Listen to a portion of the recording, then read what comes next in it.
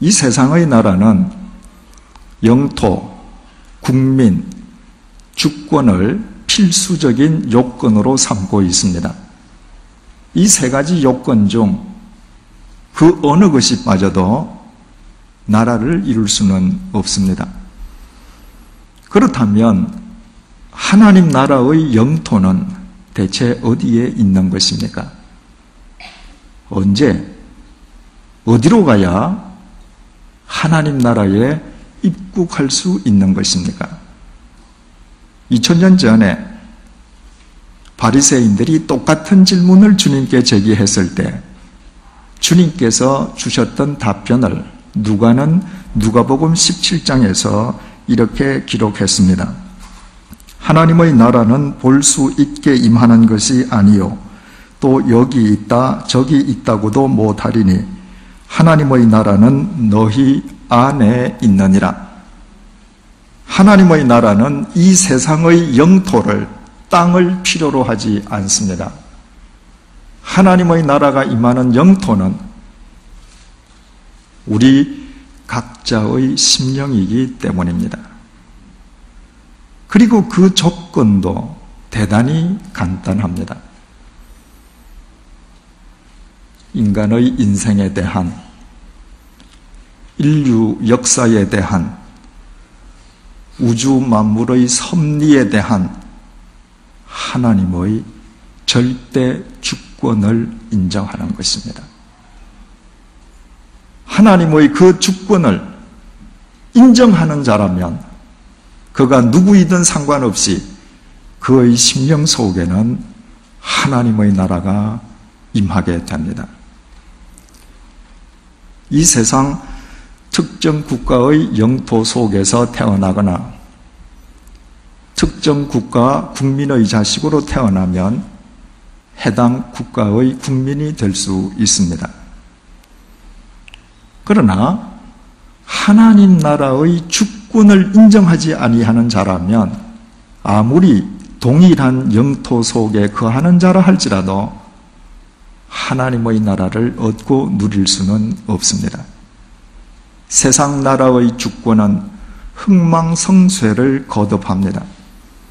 그러나 영원하신 하나님 나라의 주권은 절대 불변입니다. 그래서 누구든지 하나님의 절대 주권 속에 거하기만 하면 그의 상황과 상관없이 그가 처해 있는 공간과 상관없이 그는 하나님의 나라를 누릴 수 있습니다. 하나님의 나라는 우리의 심령 속에 임하고 그 하나님의 나라를 제약할 수 있는 시간과 공간은 이 세상 그 어디에도 존재하지 않기 때문입니다. 우리 믿음의 대상이신 하나님은 영이십니다. 따라서 하나님의 절대 주권을 인정하며 살아간다고 하는 것은 영이신 하나님, 다시 말해 하나님의 영이신 성령님 안에 거하는 것을 의미합니다. 성령님의 도우심과 인도하심이 없이는 이 세상 그 누구도 하나님의 나라를 일구는 교회도 사도도 될 수가 없습니다.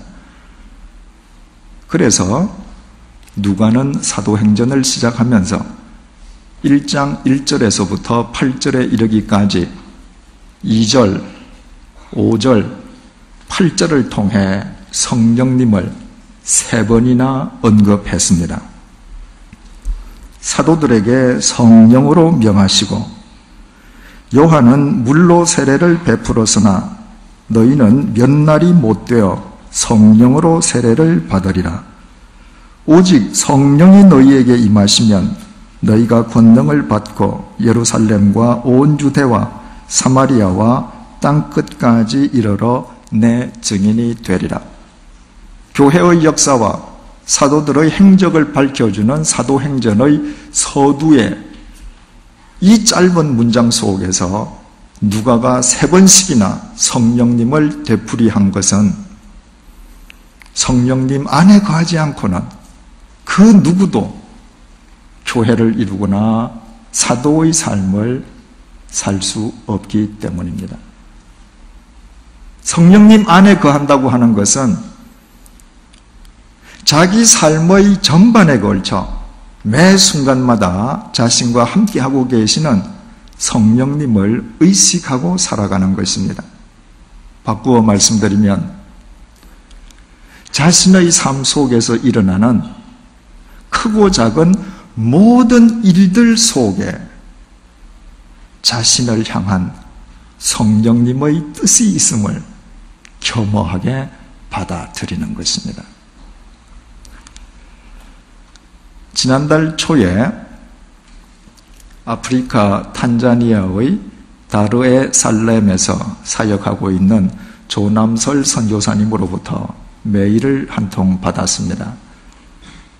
조 선교사님의 허락을 얻어서 그 내용을 이 시간 여러분들에게 읽어드리겠습니다. 얼마 전 하나님께서 어떤 사건에 저희 가족을 도우미로 사용하셨기에 목사님과 함께 은혜를 나누고 싶어 이 글을 보내드립니다. 지난달 다르에살람 항에 선교 선박 둘로스호가 정박하여 3주 정도 머물다 갔습니다. 그래서 저희 가족도 말로만 듣던 둘로스호를 둘러볼 기회를 갖게 되었습니다. 둘로스호를 방문하기 전날 딸 혜연이의 후배인 바울이 우리 집에 놀러 왔습니다. 그날 밤 늦게 바울 어머니가 전화를 하여 집에 갑자기 손님들이 오셨다며 바울을 우리 집에서 좀 재워달라고 부탁했습니다. 우리 집에서 잠을 잔 바울은 이튿날 둘로스호 방문에도 우리 가족과 동행하게 되었습니다. 둘로스호 내부를 둘러보고 그곳에서 헌신하고 있는 한국인 형제 자매들을 만나보고 막 떠나려는 즈음 바울 어머니의 전화를 받았습니다. 자신이 지금 모처에 있는데 바울을 그곳으로 데려다주면 좋겠다는 것이었습니다. 우리 가족은 전혀 예정에도 없던 우리 집과는 정반대 방향으로 가서 바울을 내려주게 되었습니다. 아내는 이왕 여기까지 왔으니 슈퍼에서 장을 보고 가자고 했습니다. 장보기를 마치고 귀가하기 위해 운전석에 앉아 핸들을 잡았을 때입니다. 이상하게도 평소에 제가 늘 다니던 길이 아닌 해안길을 따라가고 싶다는 마음이 불쑥 들어 그 방향으로 핸들을 돌렸습니다. 그러자 아내는 왜 다른 길로 가느냐며 딴 볼 일이 있는지 물었습니다. 저는 그냥 이 길로 마음이 쏠리기 때문이라고 대답하며 한적한 해안길로 접어들었습니다.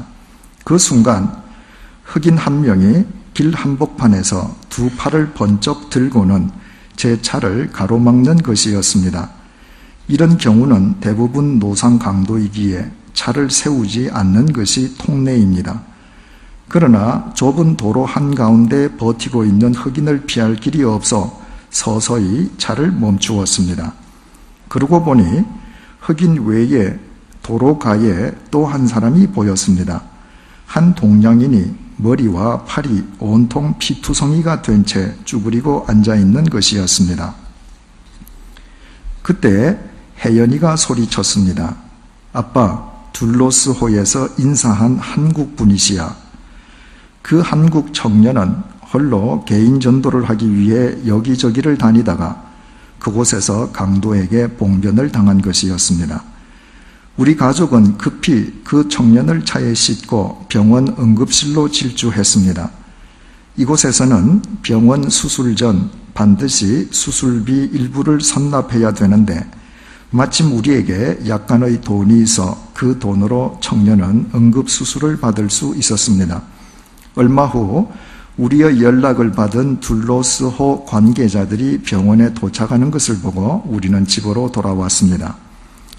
제 차가 해안길로 접어든 순간은 강도들이 한국 청년의 머리와 팔을 찌르고 막 도망간 직후였습니다. 만약 우리가 그곳을 조금 빨리 통과했거나 반대로 늦었더라면 그는 심한 출혈로 인해 목숨을 부지하기 어려웠을 것입니다.